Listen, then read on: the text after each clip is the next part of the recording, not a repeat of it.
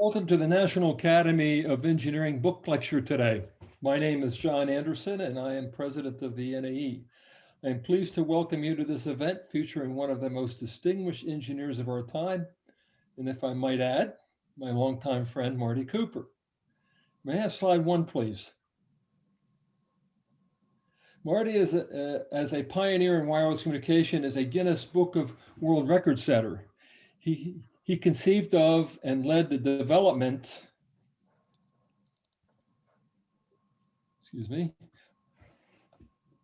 of the first portable cellular phone in 1973. And he made the first cellular telephone call on, as you can see, April 3rd, 1973. So here's a couple photos. One is obviously a reenactment. The other one might be an original, and Marty can comment on that when he talks with us. He is referred to as the father of the portable cellular telephony and is recognized as an innovator in wireless spectrum management. He was an inaugural member of the Wireless Hall of Fame, and he is a recipient of the IEEE Centennial Medal. In 2010, he was elected a member of the NAE.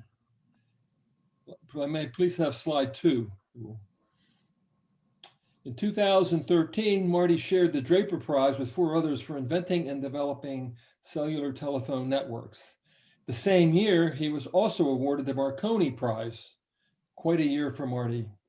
He holds a BS and an MS in electrical engineering and an honorary doctorate from the Illinois Institute of Technology, on whose board of trustees he serves. And Marty has a law named after him. Can we have the next slide, please?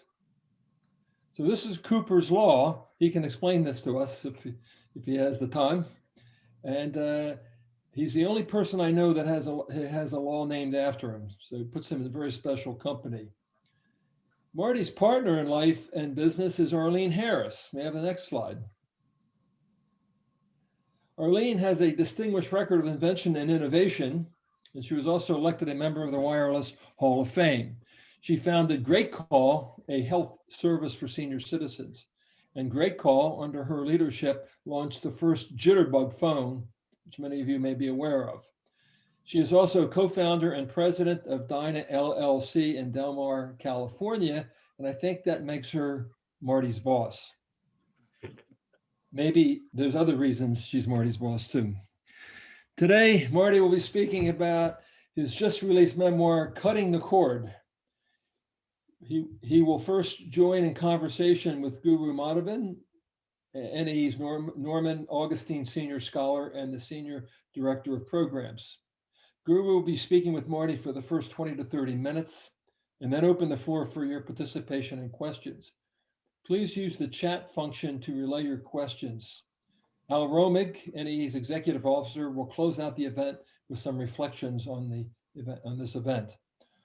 On a personal note, I am so pleased Marty agreed to do this lecture. He and Arlene are personal friends of Pat and me. We always cherish an opportunity to be with them. I thank you for joining us today, Marty, and I now turn over the program to Guru. Thank you very much, John. Let me also welcome you all to the NAE program's guest lecture today. It's an honor to share this virtual stage with the wizard of the wireless, Marty Cooper, to discuss his new memoir, Cutting the Cord. It's an inspired title, utterly fitting from a technical standpoint, but also from a personal liberty standpoint. Marty's invention, the rigorous engineering that has led to the cell phone, has really offered profound convenience. It's also of profound consequence to our lives. Living through the coronavirus pandemic, thanks to Marty's work, we find connectivity, we find meaning. We are making, on an average, 1 billion phone calls a day just in the United States. I am tempted very much to compare Marty's work that has in a large part enabled the information revolution to that of James Watt's work, whose engines powered the industrial revolution. We are really honored to have you with us, Marty. As far as the settings for this event go, all questions for Marty Cooper can be sent via the chat function. I'll relay as much as I can for this interactive event that's being orchestrated by my stellar team member, Darul West, who I wish to recognize at this point. It was a privilege to profile Marty Cooper for my own nonfiction book on how engineers think that came out a few years ago. Instead of reciting a standard biographical introduction, let me just have some fun reading an excerpt from what I wrote about him. So Marty, please bear with me. The protagonist in the 1951 movie, The Man in the White Suit, is a chemist played by Alec Guinness. His character invents a white suit that never gets dirty and turns out to be everlasting. This idea summarizes Martin Cooper's view on technology. It has to be durable and self-sufficient. Cooper invented dynamic adaptive total area coverage, or DynaTAC. In English, we call it the cell phone. In the 1920s, Cooper's parents immigrated from Ukraine, where they had been subjected to persecution. His grandfather was a town butcher. He raised enough money to arrange a wagon train across Europe to Belgium. Cooper's parents then managed to move to Winnipeg in Canada, and then to Illinois, where Cooper was born. He later studied engineering at the Illinois Institute of Technology. Cooper is a slender man with curly paper white hair and beard. His career began at the Motorola Corporation in the 1960s. "We were the most boring business in the world," Cooper quipped. "When my mother asked me what I was doing, she'd have loved to hear me say, 'I'm a doctor.' My mother knew who a doctor or a lawyer was. I used to say, 'Well, I'm in the two-way radio business.' It broke her heart." Marty, let's start right there. And from the days of producing fire on the streets, tell us about why and how you became an engineer. Well, Guru, first of all, let me say what an honor it is for, I could never have dreamed that I would be giving a lecture to the National Academy of Engineering, because from my earliest memory, I knew I was going to be an engineer. You mentioned the comment I made in my book about watching boys using a magnifying glass to create fire. I just had to know how that worked, and I just could not let go of that concept, and I've been like that ever since.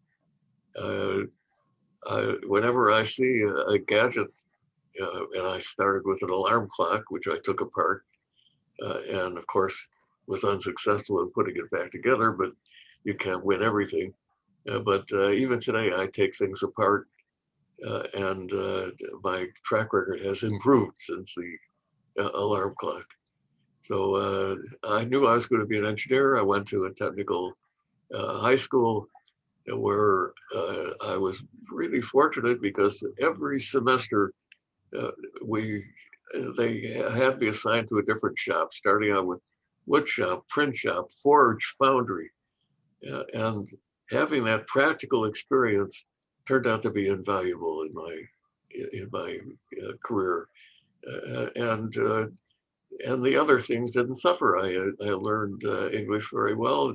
Obviously, the science courses were effective. So as I say, Guru, engineering has been my life. And of course, when I got married, I ended up. Arlene, why don't you say hello? This is Hello, my wife, everyone. Arlene. And Arlene is the most natural engineer I ever run into. She doesn't have a degree. She's the most competent engineer in every respect that I've run into, because her focus is solving problems. And she has learned whatever it takes from a scientific point of view to do that. So I've been very fortunate. Thank you, Marty. I enjoyed reading your book indeed. Of course, there's so much history, there's so much philosophy, there's so much commerce, economics, globalization, you name it. You're tackling at least 10 or 15 different threads, all propelled by the brick that you originally invented, as it was called. Could you please take us through some historical aspects of the industry, your choice, that you worked in? If you can just characterize it for us, the circumstances under which you worked, and of course, ultimately the industry that you later pioneered, the wireless communication industry. So in short, what was the thinking that led engineers to think about mobility, and portability as chief design attributes? Well, it's interesting that you say that because the essence of the creation of a portable phone was stimulated by the Bell system. You remember the Bell system? You may be too young, Guru, but they were a monopoly. The way the Bell system operated was Bell Labs, which was an incredible organization, really smart people. Claude Shannon established the basis of data transmission, the theory of data transmission. And Bell Labs would come up with an idea. They'd make a product out of it. They'd turn it over to Western Electric, which was part of the Bell system. They would manufacture it. They would turn it over to the operating company, and the operating company would say, Guru, this is what you want. Exactly the opposite of the way we operate today, where it's the consumer who makes the decision of what things are going to be, and the engineers try to solve the problem and so forth. So it was, in fact, the Bell system that proposed a system where you could have communications among large numbers of people with a limited amount of radio spectrum. And it was an excellent idea. The principle was spectrum reuse using cells, small cells in a city. And the only flaw in their proposal was their solution to communications was an extension of the wired network to the car telephones. Where we had been trapped in our homes and our offices by that copper wire, and we were now going to be trapped in our cars. Didn't make any sense to us at Motorola because we had already made handheld portable phones or portable two-way radios, and discovered that a true portable gives people the freedom to communicate everywhere.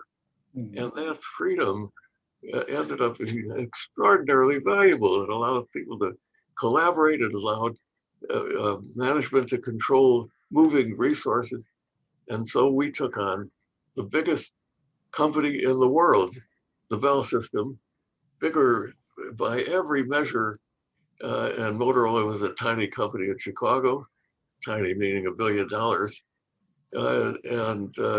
We literally, our management was visionary enough to take on the Bell system and literally bet the company. And that was the genesis of, first of all, the creation of the Dynatech system, because it takes a system to do this. The Bell system, of course, was proposing that this be a monopoly. They were already a monopoly. They wanted to be the only provider. Had they prevailed, they would have built a system that was appropriate for car telephones.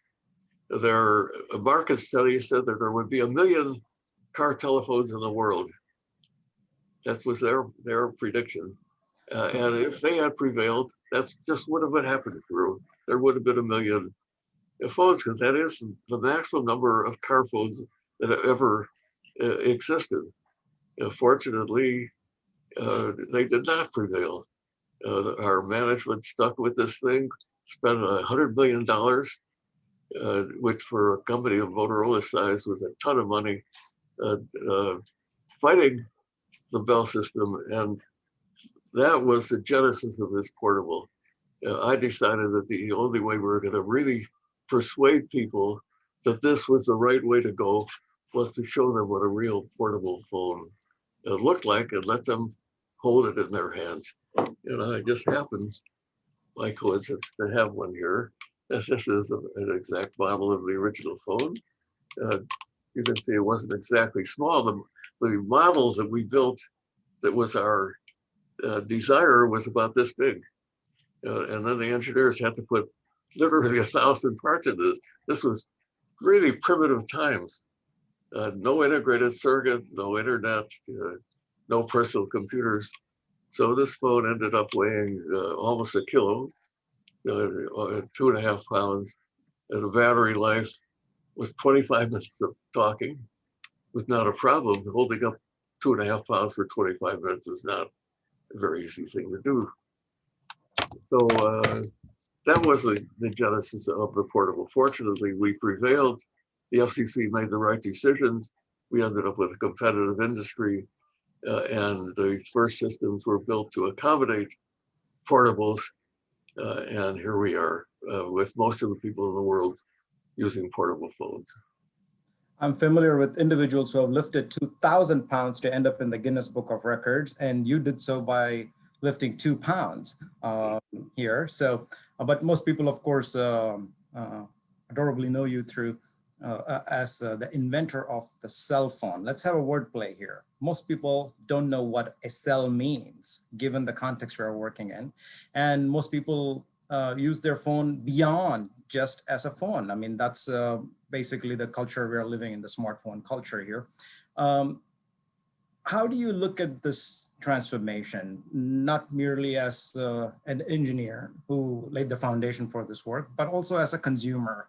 The way the industry has shifted, the technology has reshaped not just itself, but our lives. How do you look at that? Well, Guru, the flaw in the Bell system thinking was to think that this was a phone. They had a vision of this being just an extension of what they've been doing for 100 years since Alexander Graham Bell created this thing. And they didn't realize that this was a whole different something. This was a device, the phone was a device that talked from one place to another place, connected two places. The portable phone connected people. It was an entirely different concept, and it created a freedom for people to be truly mobile. And people are naturally, fundamentally mobile.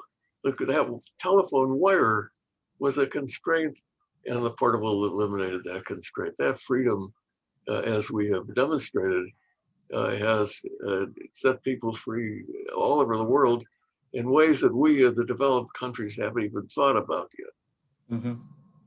But you're sure right, though, calling this a phone and using the word cell, clearly a bunch of techies made that name, not marketing people. And the Germans and the Japanese and other countries have it right. The Japanese and in Germany, they call this the handy, which is a lot more appropriate than a cell phone. So Marty, like you, I too am an immigrant. I was born in India, and there's been so much written about how cell phone has transformed the Indian economy, and by extension, the economies of many emerging nations. And even the concept of leapfrogging is more intimately attached to your work, more than any other technology that I'm familiar with. How do you process this extraordinary growth? We are talking literally about shifting people's individual capabilities, nations' economic capabilities, and putting them in a different speed zone, basically. So did you anticipate that? I know it's an unfair question, or how do you process these developments as an engineer? Well, first of all, we could never have anticipated the idea of putting a supercomputer in a handheld device, because there weren't even large-scale integrated circuits then. But we had observed, didn't take a genius to figure out that when we gave people, whether they were police officers or airline people, when we gave them this portable, they could manage their resources better. They were more efficient. And once they had this device, they couldn't run their businesses without it. So it wasn't much of an extent for us to know that this was going to be something big. And we did, in fact, anticipate that. We told the joke, which I hesitate to do virtually, but I'm going to assume everybody's going to laugh at this anyway. We suggested that someday when people were born, they would be assigned a phone number, and if they didn't answer the phone, they had died. That's how confident we were that this was going to be a universal device. We had no idea that someday in Africa, as you just suggested, Guru, that United Nations study showed that over 1 billion people moved out of severe poverty over in the last 20 years or so, mostly because the cell phone provided them with the resources to improve their productivity. So that part makes me very proud. But I do have to correct you about something. You were very kind in suggesting that this was my idea, which may be the case. But there were thousands of people, tens of thousands, who created this marvelous industry that is serving more cell phones today than there are people. It took a huge amount of engineering and science and investment to create that, and lots and lots of people contributed to that. So let's, for entertainment, relive that very historic day in your professional life, making that phone call, the first cellular phone call. Let's talk about that day. Well, people have asked me that, but wasn't that a historic moment? We had no idea this was going to be a historic moment. In fact, there was only one thing on my mind when we made this demonstration, and every engineer has experienced this. And when you're showing a prototype to people, Murphy's Law always applies. If it's going to break, it will break just when you need it. So that was what was really on my mind. But the exact genesis of we were doing a demonstration in New York. We had scheduled this for one purpose only: get some publicity.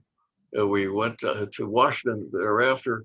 We're trying to influence the FCC and the Congress to do this thing the right way, not to have car telephones, but have personal phones. And I'm scheduled to be on a TV broadcast on the morning of April 3rd, 1973. And we got bumped. Something more important happened. And so our PR people set up an interview with the local radio station. And I suggested, if we're going to do that kind of interview, we're going to do it out on the streets, moving around so we can show the freedom that you get from a portable. And I met with this reporter outside of the Hilton on 6th Avenue, New York. And at that moment thought about who should I call for this demonstration. And I reached in my back pocket and pulled out my phone book. That's how we kept on. This is really ancient, primitive times. And I looked up the number for Joel Engel, who was my counterpart in developing cellular technology. He was at AT&T. This is the old AT&T. And I dialed his number, and miraculously, Joel answered. I said, "Hi, Joel. This is Marty Cooper." He said, "Hi, Marty." I said, "Joel, I'm calling you from a cell phone, but a real cell phone, a personal, portable, handheld cell phone." So I think you got the message. I don't know if Joel got the message. There was silence on the other end of the line. To this day, Joel doesn't recall that phone call, and I guess I don't blame him. As they have all taught us in the electronic communications class, message sent doesn't mean message received in this case. But thanks for sharing basically what's in the Clash of the Titans here. Very instructive indeed. You, in your book, have been very generous, very graceful, and grateful for the Motorola experiences, especially the leadership of Motorola Corporation, the kinds of individuals and the kinds of visions and the practical skills that they brought to the pictures. Let's talk about the human beings around the industry in your life. If you could just paint a portrait for us, how you would describe their leadership, what they did that inspired you, and what retrospectively as engineers and the profession of engineering we can learn from them. Guru, that joining Motorola, which I did in 1954 after I got out of the Navy, it was the luckiest thing in my life because the Motorola had principles that have been the foundation of everything that I've done, starting with the founder of Motorola, Paul Galvin, who left a legacy not only of the culture of Motorola, but the statement that he made that I remembered and lived was, do not fear failure, reach out. And I took him seriously. And sure enough, I had my share of failures. But his son, Bob Galvin, carried on that message. And for 29 years, they tolerated this guy, Marty Cooper, just refused to fit into this corporate pattern. They allowed me to run businesses. What I cared about was the technology, what it did for people. I never could get a handle on this thing about making money as the primary influence. So I was really very fortunate. And of course, the rest of the Motorola team followed that same pattern. The guys that actually ran the company working with Bob were Bill Weiss and John Mitchell. Bill Weiss taught me how to be organized. John Mitchell was my mentor for well over 20 years. John had a talent for getting to the real substance, the real understanding of how to look at things. And the most important thing that I learned at Motorola was the idea of objectivity, of removing your personality, your desires from the equation and looking at things objectively. Turned out to be one of the most important lessons. And it's the hardest thing, Guru, for people to do. So hard to remove your own personality from a decision. So easy for an engineer to fall in love with something that he or she created and forget about the fact that technology is the application of science to create products and services that make people's lives better. And without the people part, technology is just a curiosity. It doesn't mean anything. People are what it's all about. Mm-hmm. Marty, you have explained in various instances that the phone by itself cannot do anything. You need a whole infrastructure around it. So let's talk a little bit about the technical aspects here, especially the myth of spectrum scarcity. So please take us through that. And if you could also, as John mentioned earlier, also talk about Cooper's Law. Well, first of all, Cooper's Law is not a law. It's really an observation, and which of course Moore's Law is also.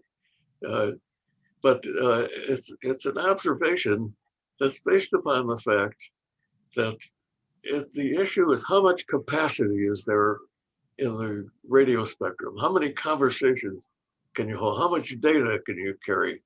And when Marconi made his first radio transmissions, which were point-to-point transmissions around the turn of the 1900, there was essentially one radio channel. And the capacity on radio channel, I hope you find this amusing, was 1 bit every 6 seconds. Since then, we now put literally billions of bits per second, and we have tens of thousands of radio channels, and we repeat that over and over again. The interesting observation is that anytime anybody has come up with a new idea, starting with broadcast radio, two-way radio, television, satellites, Wi-Fi, there's always been enough spectrum. How could you have a myth that spectrum is like beachfront property? Once you use it up, it's gone. We have managed with technology to increase the capacity. And once again, I just made an observation that we have doubled the capacity of the radio spectrum for communications every 30 months, every 2.5 years, for over 100 years, for 120 years. And if you think about it, that is, for the first 50 years, we increased the capacity 1 million times. You carry that on for another 50 years, and it's 1 trillion times. And it turns out all of that is done by technology. And there are enough techniques. We are so inefficient in how we do it today that we can see how we can do this for at least another 50 years.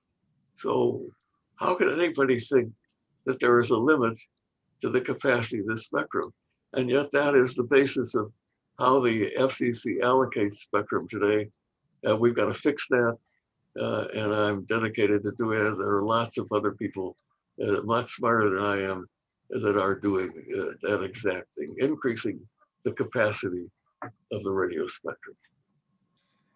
Marty, we have a number of participants who are listening to us at this moment, very distinguished engineers in the gathering as well, and we'll invite questions from them. And I'll make this as my final one before we turn in for the interaction with the others. And for this question, I wish to feature Arlene Harris sitting next to you, who you have acknowledged is a much better engineer than yourself. You're on the record here. And I wish to really talk to you both, if possible, about simplicity and complexity. And as Arlene enters the frame here, I wish to read again from my own writing when in the same chapter when I wrote about her. And this is how it goes. Modern cell phones are hardly just cell phones. They are motifs of hyperfunctionality. Even the simplest phones are complicated. Developers and customers routinely become slaves to feature creep that bloats otherwise simple designs. This is where Cooper's wife, Arlene Harris, comes into the picture. I am unconstrained by the teachings of pure sciences, Harris asserts. Marty, however, is far more methodical and grounded on the firmaments. Cooper first met Harris at a party in the late 1970s. Cooper was then a vice president at Motorola. Her older brother never forgave me, Cooper said. He wanted to tell me all his new ideas, and all I wanted was to talk to Arlene. Arlene, over to you. The question of how do you think about simplicity and complexity, if you want to develop this further for us?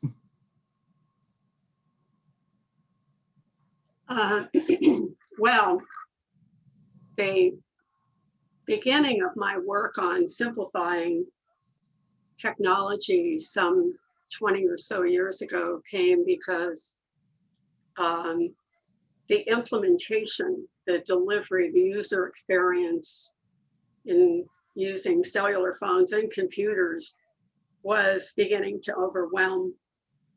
And I suggest it's still an avalanche of overwhelming opportunity for us to access technology, but the ability to actually adopt and engage with people, the more options we have, the more tools we have, the more we have that's unintegrated and simplified so people can use it almost invisibly in their life, seems to be continuing to be a bigger problem. In the creation of a simple interface, a simple service, the issue is, what does someone really need to have to make their lives better? Yeah. And if you can start with that and create a platform for that, the opportunity to integrate and adopt new technologies that can be helpful, voice recognition, AI, all of these services that we now have, if the innovators are looking at this with the notion of building it for the masses and people that are not technology oriented and just want to use it then you have a much better opportunity to actually serve humanity with the great technology that's coming out of our labs all over the world. So it's really an important perspective that you have to have on what is it that you're trying to deliver. And as you can tell from the mobile phone, cellular phone, smartphone, we started off saying, gee, we've got a service that's simple and a device that's simple. And every year, it gets tougher and tougher and tougher to adopt. So we need to really focus on simplicity. I have to tell you, Guru, that Arlene expresses these things very well, but she is a genius at that. And the essence of her genius is she has observational abilities that are amazing and troublesome at times, because she can look at anything and find its flaws. And so she looks around at the world, and the whole world is a whole bunch of opportunities to fix things. And occasionally it applies to me, which I don't care for very much. But when it comes to technology, she is wonderful. Very good. Marty, let's take some questions from our audience here. The first question is interesting, comes from Paul Citron. Marty, can you address the implications of the cell phone for the future of healthcare? Healthcare is absolutely high priority. And interestingly enough, that's where it's being demonstrated today, not in the US, but in countries like Mexico, where today, in a remote village in Mexico where there has never been a doctor and very likely never will be, they are now doing eye examinations using a cell phone with a device that costs a few dollars that sticks onto the cell phone, and a person with an eye disease in this village can be treated by a doctor in Mexico City. Also in Mexico, that same principle is being used in Tijuana, where women are having ultrasound examinations of their, these are pregnant women, of their babies, also remotely. So if you extrapolate this to the limit, it is possible that we will have sensors in our body that are part of this thing ridiculously called a cell phone, that will be measuring things in our body. They will be able to anticipate disease. They will be able to sense aberrations in your body before they become diseases. Science will be able to attack these. There is the potential, using cell phone technology, using the connectivity of the cell phone, to eliminate disease. And this is not a fantasy. It's already starting to happen. We know now, as an example, if somebody has a genome that suggests that they are subject to congestive heart disease, which is a major cause of death in this country, there are sensors that can anticipate that happening on your body, that can give you hours notice before you're going to have a heart attack. You pop a pill or get treated by a doctor, and you live instead of dying. So the derivatives of the cell phone are going to have a profound influence on healthcare in the future. Yeah, and one of our participants made a comment saying, as I listen to this talk, I'm adjusting the volume of my hearing aids on my cell phone app. So I think that just proves the point here. An interesting question by Alan Washburn, and I'm going to expand that question. It was about what to do about robocalls. So maybe I can expand this to, how do you think about spam and scam that are infiltrated through the cell phone systems? What is the engineering approach that your mind takes when you look at that problem? Well, I haven't done a pitch yet about my book, but except you have. But in one of the final chapters, I talk about what I think the cell phone is going to look like in the future. And the most important thing, you've already noticed they're trying to do this now with Siri and Cortana. They're trying to add artificial intelligence into the phone because today's cell phones are suboptimal in almost everything they do. The principle being, if you try to build something that does all things for all people, it's not going to do any of them optimally. So what I envision is that every cell phone is going to contain an artificial intelligence. The function of this artificial intelligence is to optimize this cell phone for you. Mm. Everybody's different than everybody else. And when it does that, it will know what your habits are. It will not have to search through 2 million apps, which is kind of a ridiculous concept that an individual can sort through 2 million apps and pick the ones that are optimum. This artificial intelligence will either find an app or create one. And in doing so, it will know which phone calls you want to answer, which you won't. Somehow it will have enough intelligence to know. And that's one of the many problems that this artificial intelligence will know. We are, even with the improvement in efficiency that the cell phone has provided with us, that we have a long way to go. And not only healthcare, but education, the whole concept of collaboration, all those things are going to be revolutionized in the future. Very good. Thank you, Marty. We have a number of questions coming in. The next question is for Arlene. If you might enter the frame again, Arlene, I'll read the question. This is from John Kasakian. Much of the complexity today appears to reside in software. Example, programs like Microsoft Word that have become so feature-rich that they're not easy to use if you don't use them regularly, and it takes ages to load. There seems to be a desire on the part of the developers to innovate, to simply innovate. Any observations about this? Well, I guess part of it is that we don't have a method of stacking the technology for a customer to their level of engagement.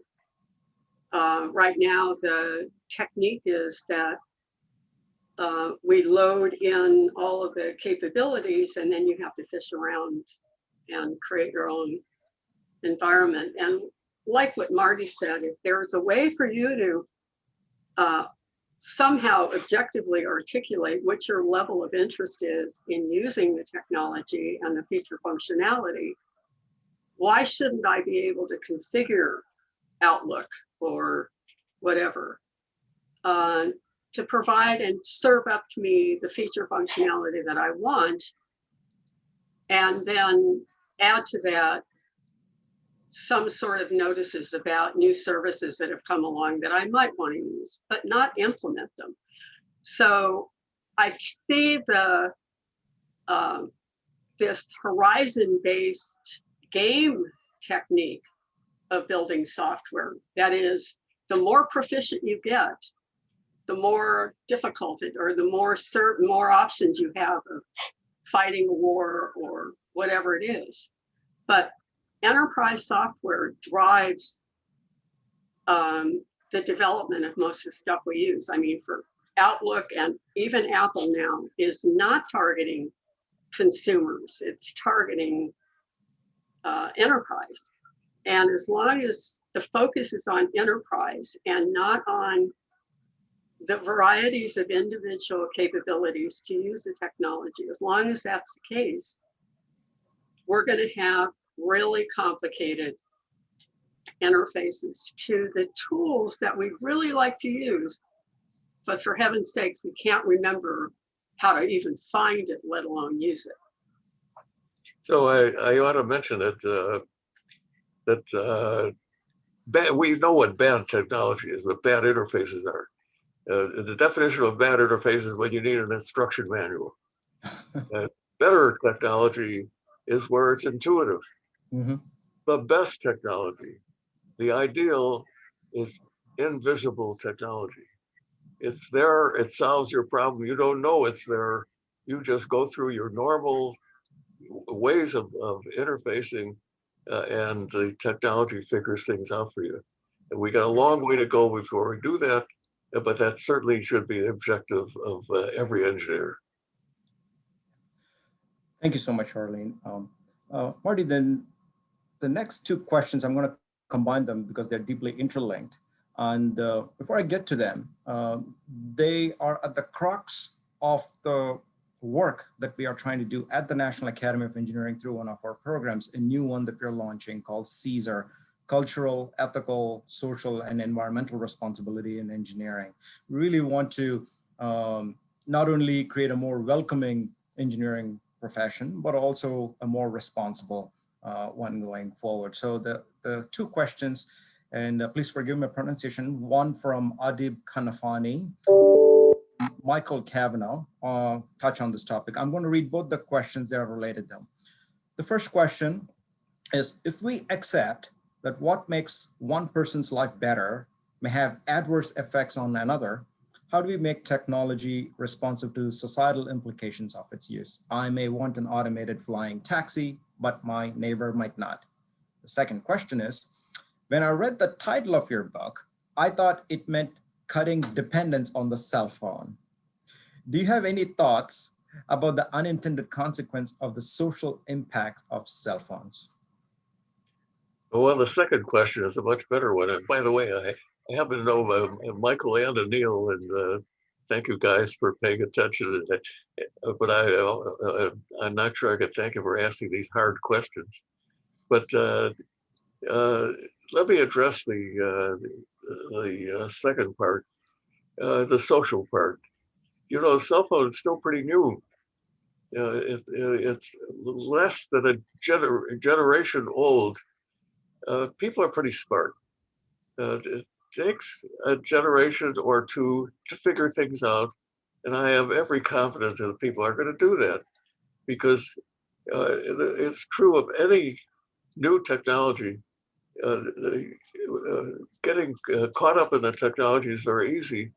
Optimizing how you use the technology is not very easy, and it's going to take time.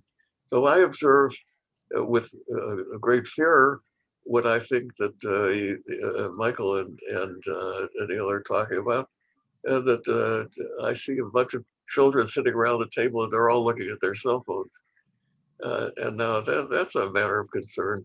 But then I also observe that when they're looking at their cell phone, they're communicating with their colleagues, and they're using techniques that I not only don't understand, but I have no concept of how they're doing it. So they are adapting, and we older guys are not adapting. I think that adaptation is going to end up being, and we're going to figure out the compromises. In an elementary way, you know, I still see people talking on their cell phones on airplanes, and here we put this huge effort into making the cell phone understand your smallest whisper, and they're assuming that if they talk louder, they're going to communicate better. And meanwhile, they're disturbing everybody on the airplane. We're solving those problems. I don't hear the phone ringing in theaters anymore. Of course, I don't go to theaters at all anymore. Maybe that's why. But we figured that out. So I have great confidence in human beings and in their ethics. And sooner or later, they're going to figure it out. We're going to figure out how we can not interfere with the abilities of others when we avail ourselves of these technologies. Thank you, Marty. The next comment is insightful. Not a question per se, but a comment here from Douglas McElroy. It's worth mentioning that AT&T and Motorola were partners in developing cellular technology.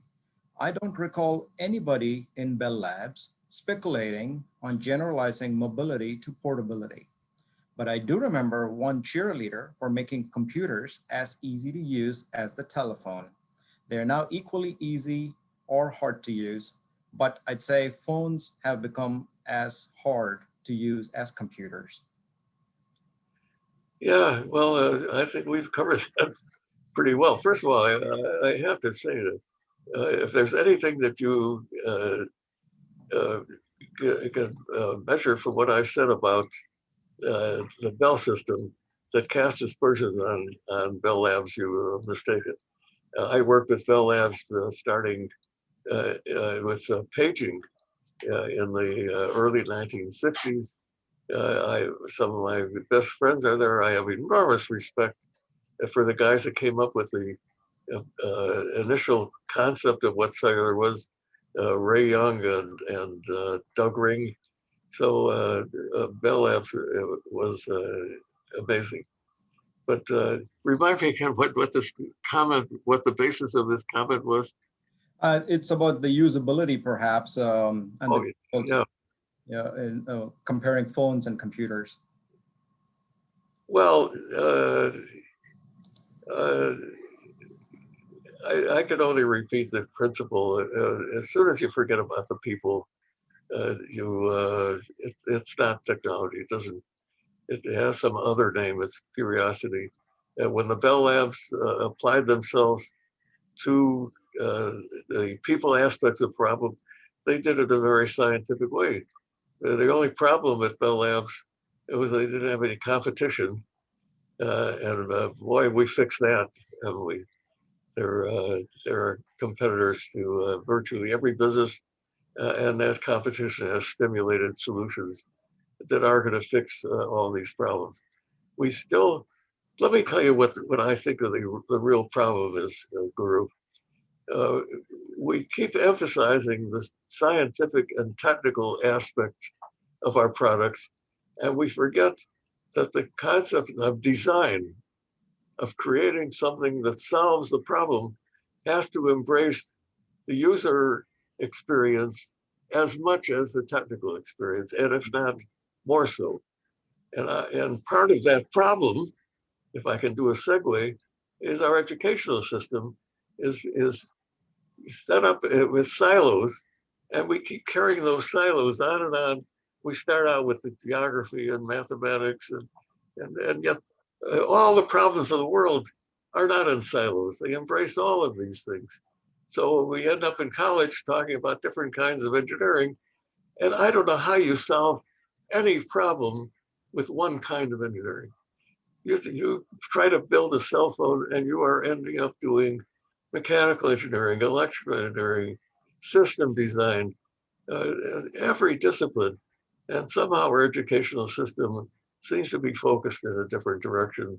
And I believe it or not, I think that's going to be solved by virtual education. We are going to figure out that what education is teaching people how to solve problems, and good education is not limited to a silo. So Marty, for the next one, would you prefer a question from Kazakhstan or your next door neighbor? Well, in the modern world, Kazakhstan is a next door neighbor. So Indeed. Let's go to Kazakhstan. So I'm writing from Kazakhstan. How large was the special team that developed the cell phone? And how long did it take from concept to the magic phone call to your colleague at AT&T? Was Gilmore part of your team? Question mark. what was the last part of it, Guru? Was Merle Gilmore part of your team? Oh, yeah. No, Merle was a child at the time. Yeah, Merle was very important in some of the later developments of cellular. But from the conception of the phone, the idea happened around the end of November, beginning of December of 1972. By the time I put the team together, it was the beginning of 73. I got the support of management. I got to pick the best people I could. We ended up with a team of about 20 people working on the cell phone itself. They worked day and night. We ended up having a working phone in 3 months. But you would be mistaken if you thought that we created all that technology in 3 months. It turns out that I started at Motorola in the research department. I never lost that culture. And Motorola was anticipating all of these things. So in our laboratories, in our research labs, we had people working on a synthesizer, for example. Our radios had at the most a dozen radio channels available to one single radio. That first cell phone, this phone was capable of accessing 450 radio channels. Well, it turns out we've been working on that synthesizer for several years before. Same thing with the antenna, with the device called the triflexer, which allowed duplex communications, separated the transmitter and receiver. We had been working on that in our laboratory. So the 3 months was a little misleading. We had been working on all of that technology for years before that.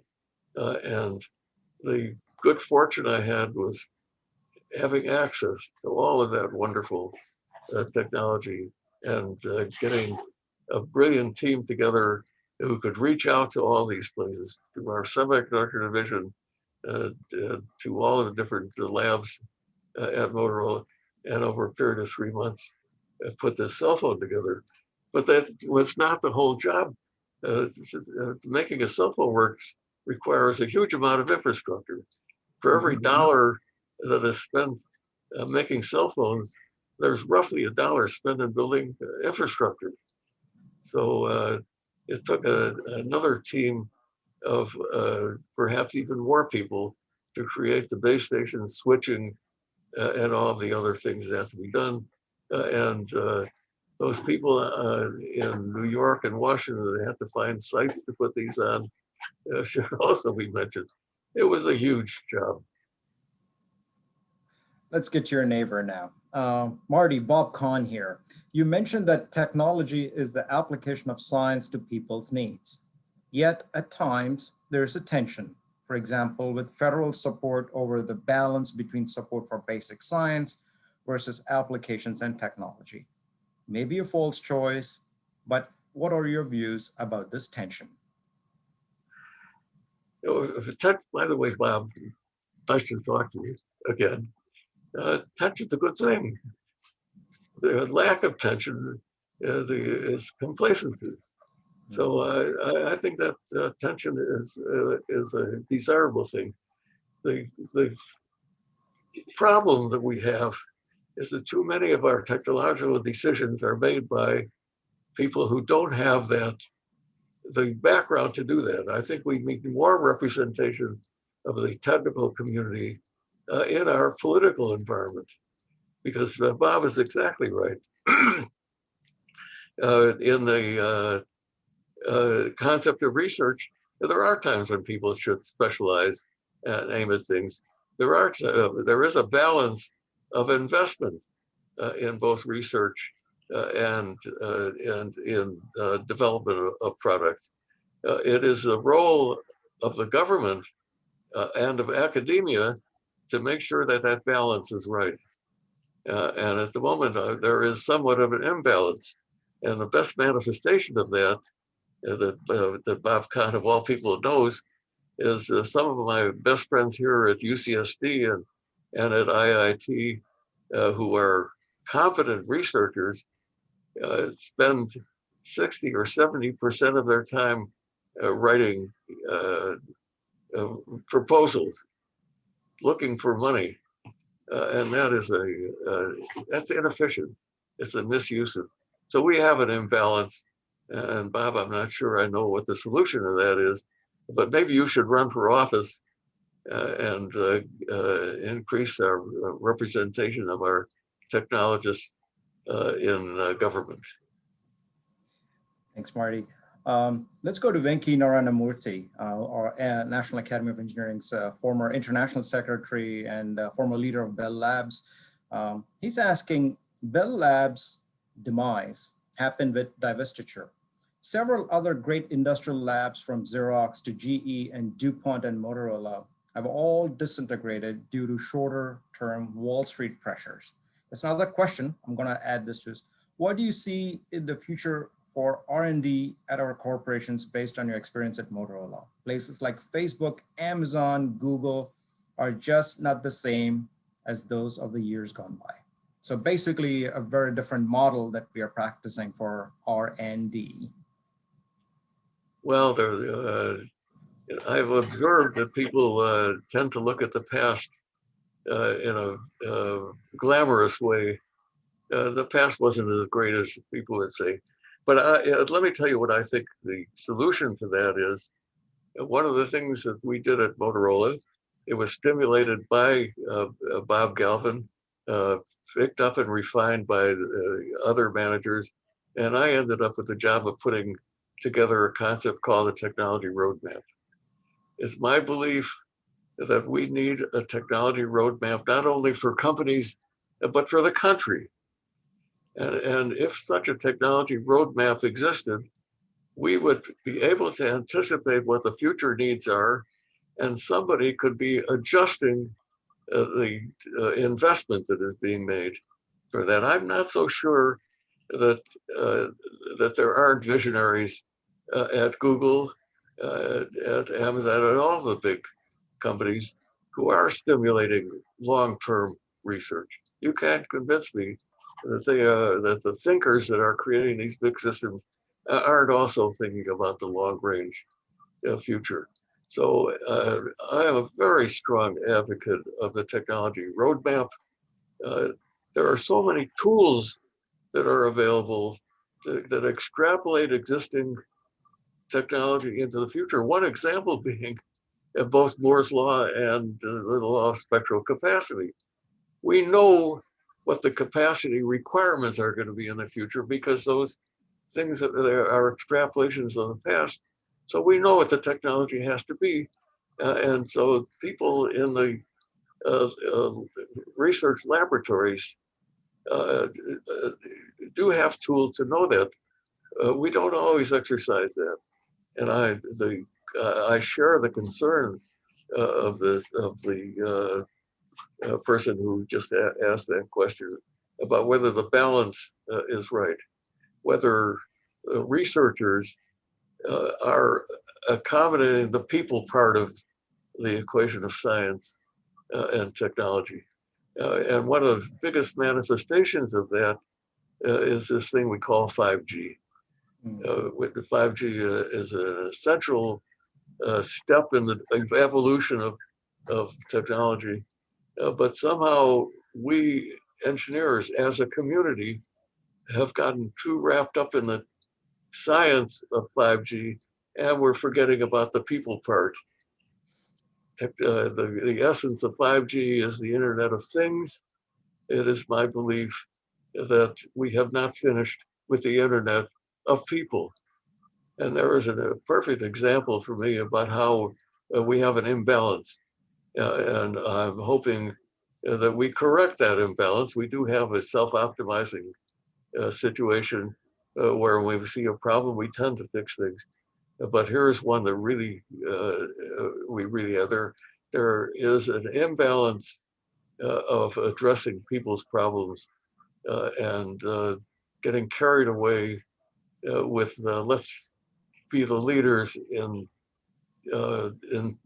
technology and forgetting about, we don't want to be the leaders in coming up with curiosities. We want to be the leaders in making all people's lives better, not just a segment of the population that in the case example that I give happens to be in the big city where the millimeter waves will be available, and forgetting about the tens of millions of people in rural and suburban areas that will never, at least for a generation or two, have access to these huge bandwidths.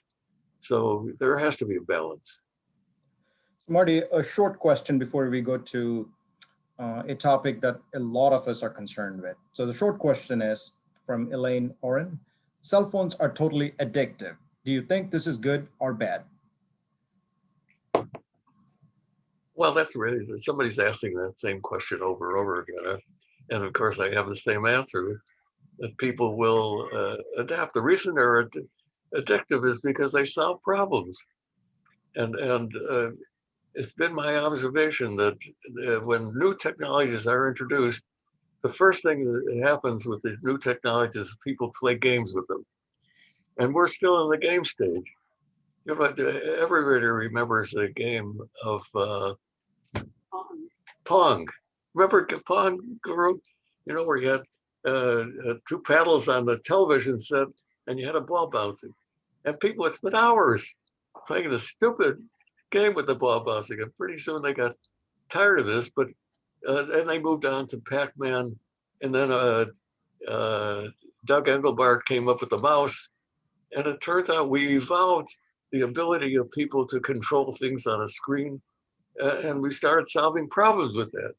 Well, we're still in the game stage with the cellular phone. We haven't really figured it out. And that's why I emphasize what's happening in Africa and India and Mexico, where people are dependent upon the phones. It's not an addiction. It's not playing games.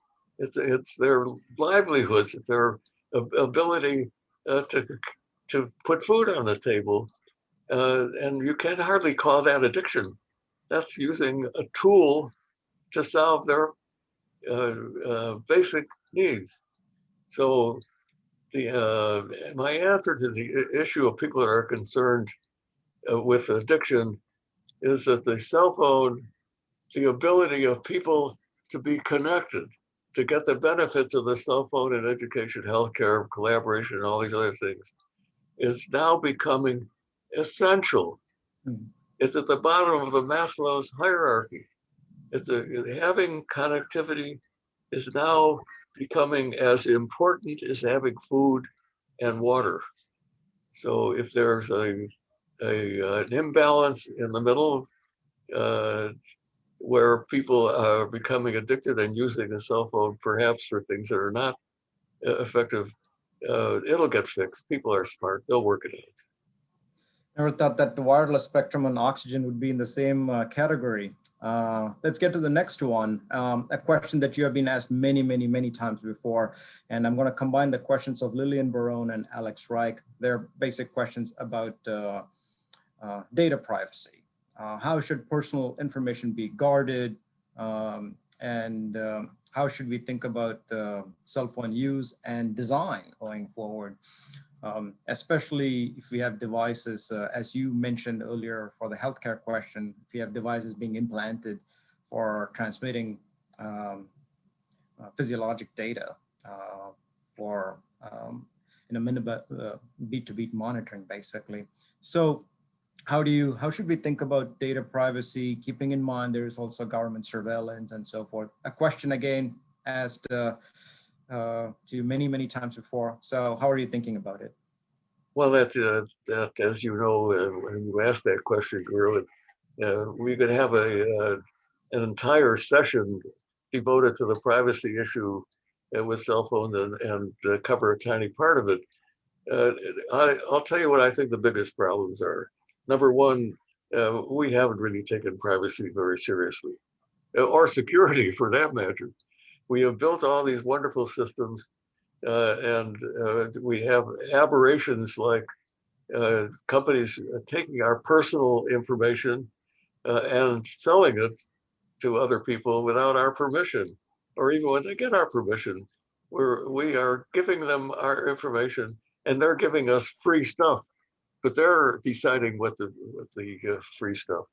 So what we have done is create a whole technology for solving connectivity, all built upon things are free and everybody is honest.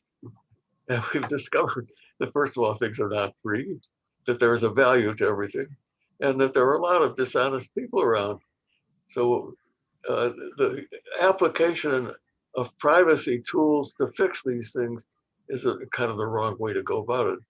Somebody has got to start from the beginning and start designing systems that are inherently private, that use the privacy tools right at the beginning.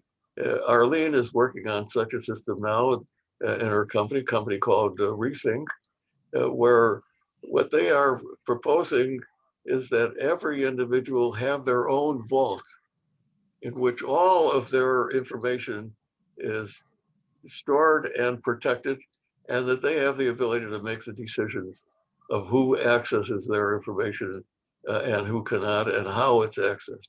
So I think that approach ultimately is going to happen. But before that does, we have to start taking it seriously. And as long as we give away our information in exchange for free stuff, as long as we have that mental attitude, it's going to be a very hard to solve that problem. Yeah, Marty. But thankfully, your work and the future manifestations of your work um, really have created a platform for people to think on fairly robustly, rigorously. It's not like an unthinking trust on this technology that's going to supply you answer or a solution or a convenience or a comfort, whatnot. So even based on the questions we have received, we have looked at what's desired and what's undesired and so forth. That's the substance of the next question from Frank Joklik, which relates to, I know you talk about, you open the book. In fact, the prologue for your book really starts as you were wrapping up the book, COVID-19 struck, and how people resorted to cell phones and craving for connection, and how the technology has been useful. This is the flip side of it, how cell phone communications is reducing the need for physical interaction. At the same time, opportunities for hacking are rapidly growing. Not so desirable trends, question mark.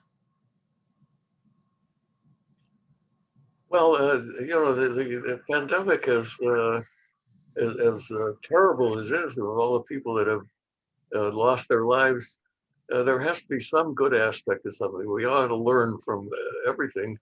And what the pandemic has done is accelerated a lot of the difficulties that we've had in our systems. It's not a very good thing to have all education being virtual, but having a reasonable amount of it, it turns out is enhancing the concept of the flipped classroom. People are learning that the learning experience is mostly outside of school. We don't really start learning until we get out of school. And the pandemic has kind of emphasized that and taught us that we could learn an awful lot. If people have connectivity, they have access to all of the knowledge in the world. And the function of schools should be to teach them how to access that knowledge, not the rote thing of drumming it into their heads. Because as we said before, and the essence of my thinking is that everybody is different from everybody else. That theme keeps coming up over and over again. And yet our historical educational system says, we're going to have a lecturer get up and doing what I'm doing right now, lecturing to everybody, and that everybody's going to learn in the same way. That's stupid. We have to have an adaptive system that adapts to people's needs and the way they think and the way they learn. So I think the pandemic has accelerated that process, and that we are going to see much more progress than we would have seen otherwise. And I just hope that the politicians don't get in the way, because we need more engineers in politics. So Bob, why don't you run for office? Thank you. A friend of mine likes to remind me all the time, engineering is politics by other means. So, but your point is well taken here, and I admire your optimism as always. This question is from my colleague, Jatrice Jackson. She goes, what attributes encourage creativity and innovation, both professionally and academically? Did curiosity lead you to innovation? Or were there other factors that pushed you to these technological developments? Well, certainly, the whole essence of innovation is being open-minded. And anything that constrains being open-minded is a matter of concern. And there are many things that are happening in our culture today that are concerning. That people that have original and different ideas are sometimes ridiculed. And that was one of the beautiful things about Motorola. and the concept of objectivity. You really have to listen to everybody. You can't shut people up. And the beautiful part of Motorola is that when people come up with crazy ideas, and those of us that are open-minded, which I hope is everybody, you do come up with crazy ideas once in a while. But it turns out that all ideas are worth considering, and being open-minded. You know, there's a concept of criticism. People say you should accept criticism. Wrong. You should not accept criticism. You should embrace it. If you can get people to think about your problem or anything about you and give you feedback on it, there has to be value to that. You don't have to pay attention to everything. You don't have to accept everything, but embrace other people's input. That is the biggest problem we've got in the world today, and I'm really serious about that. I am deeply troubled by the fact that there's been some talk about constraining research to individual countries so one country could be ahead of another country. You know that that's suboptimal. That the best way to forward thing is to have competition. I like that a lot, but to do it in such a way that is destructive to communication between different countries is wrong. This is a flat world. We should all be working together. We should be. There's the whole concept of warfare is an obsolete concept. You know, the next war is not going to be a war that we're going to survive. So don't mean to get on my soapbox, but I am deeply concerned about anything that constrains the ability to express an opinion. All ideas are welcome. Some of them should be rejected after careful thought, but they ought to be done in an open-minded way, talking about specific problems, not universal concepts. Polarization is the absolute worst thing that's happened in our society. I don't know how we're going to solve this issue of polarization. Nothing in the world is black and white, and yet we are running politics today, and there are some people who do it thoughtfully, based upon principles, but a lot of people do it without thinking about it.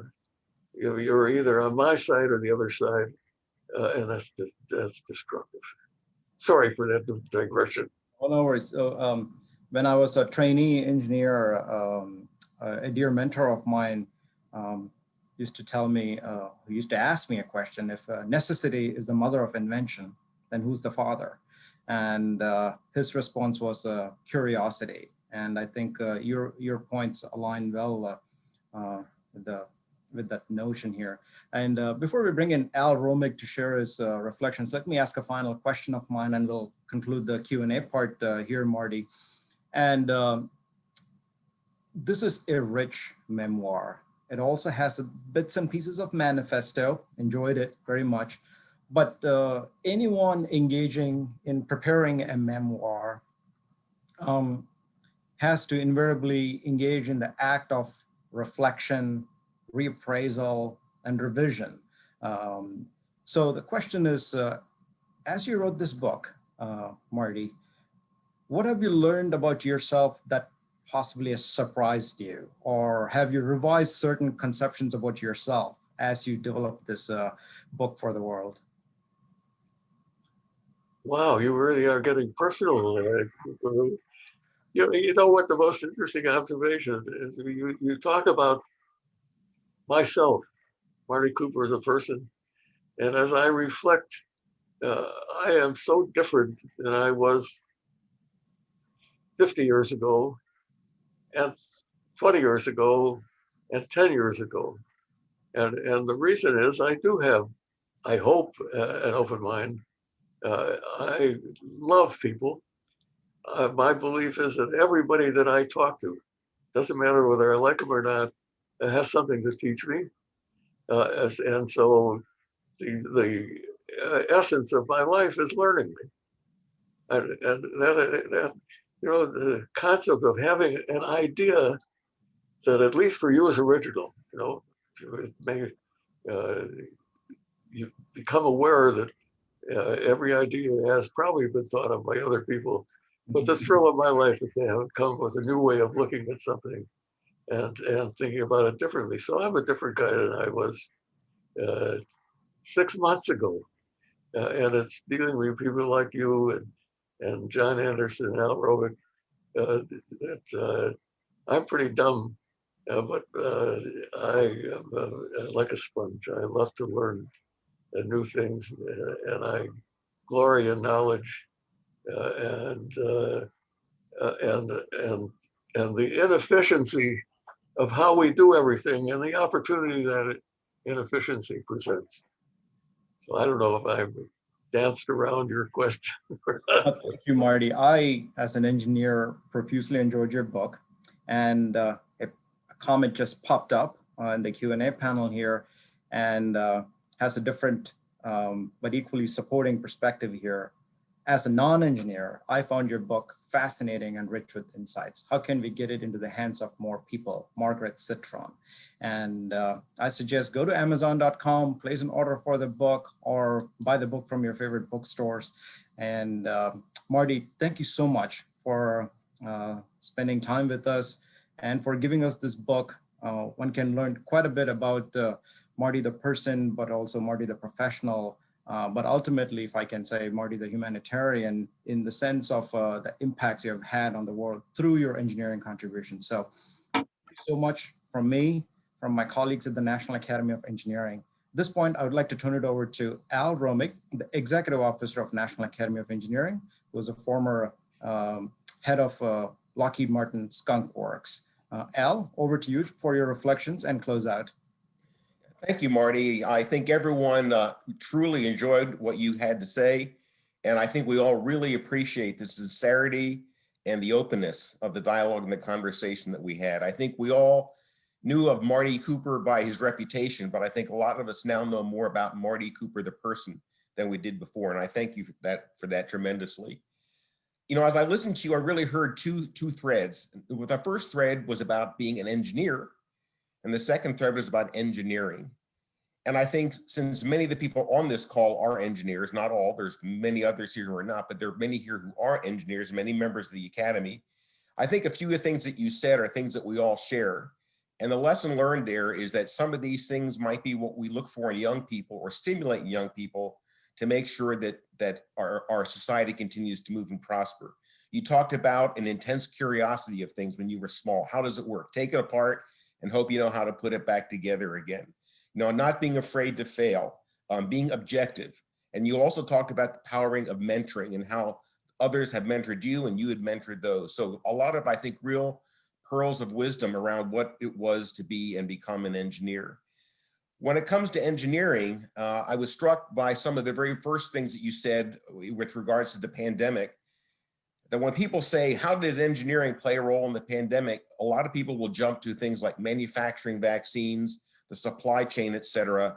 And they don't think about the fact that imagine trying to live with the way we are today 20 years ago, before we had all the wireless interconnectivity, before there was a Zoom, before there was email, before there was the cell phone, et cetera. Either we would have had to live with a great deal larger number of casualties, or society would have just ground to a halt and we would have had a whole lot of other issues in that regard. I also thought that it was very interesting when you drove home the point, and I certainly saw this in the aerospace and defense industry, that engineering really is a team sport. It's multidisciplinary.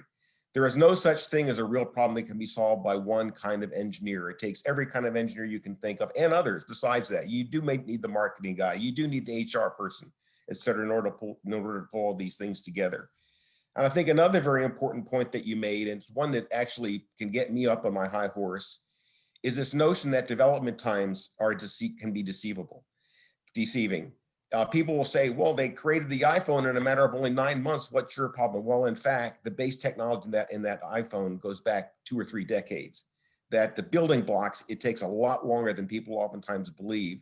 And sometimes society is apt to blame engineers or companies for being, or the government for being so slow at something because they actually define the wrong starting point in this. I'd like to end then for just one final set of thoughts from you, Marty. And you did touch on this a bit when it got to security and privacy. But at one point, when you talk about putting health monitoring in people and you talk about the Internet of Things, well, the conjuncture of those two is when all of a sudden people are some of the things that are on the internet and all the marvelous things that it could bring in terms of monitoring your health, improving your health, preventing health issues, et cetera, from occurring. But we all know that there's issues. Sorry, my wireless phone just rang. We all know that there's issues around how data like that can be spied upon. You can steal it, you can corrupt it. And imagine that if all of a sudden somebody corrupted your medical data on its way back to the central receiver, et cetera, and that led to a diagnosis that could actually kill you, a new crime called cyber murder. So what are your thoughts about where you have to go as people become part of the internet themselves and what the security means to their own health and their own well-being in terms of its security and its privacy? Well, if you answered the question yourself, you wouldn't have asked the question if you didn't know what the answer was. But I think when I talked about when we develop these systems, we have to think about privacy and security at the beginning, right at the start when you start doing this. When you realize, first of all, how vulnerable we're going to be if all of our data is out there in the real world, and how vulnerable we're going to be if we don't have that data once we start getting dependent on it. So this is a system problem, and we're not very good at solving big system problems. One example of that being the self-driving car. We are so far away from having a self-driving car now, and it's got nothing to do with the technology of sensors on the car and all that stuff, because Arlene drives a Tesla. She wouldn't think of ever letting that car do anything. She's going to control that car now. So the systems work has not been done on self-driving cars yet. And so that applies to everything else that you talked about. What are we going to do if we do end up with a system that has privacy in your own healthcare, and that system goes down? Somebody has to include all of that and evolving this thing, the difference between what's stored locally, what's processed locally, there are so many systems aspects to this, and we are still in the Pong stage of those things, which I don't see as a negative. I see it as a positive. It's opportunity, but there's a lot of work to be done.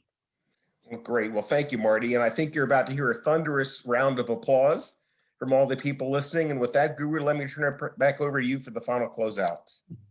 You know, I want to interrupt for a second and say what a fantastic opportunity. I'm so grateful to you, Al, to John, to Guru, especially for this opportunity. I don't know what I did to deserve it, but it is a dream for me to be able to address a prestigious organization like the National Academies, and I thank you very much.